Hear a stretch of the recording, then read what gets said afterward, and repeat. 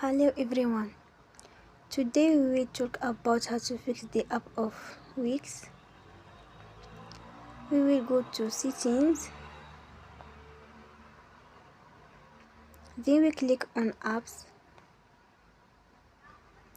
After that you will search about the app Wix and you will click. Then we will on full stop.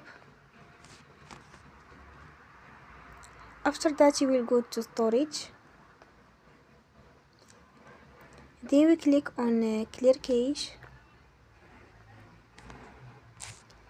In the end you will turn off your Wi-Fi and you will turn again. Don't forget to support us by like and subscribe. See you next time and thank you for attention.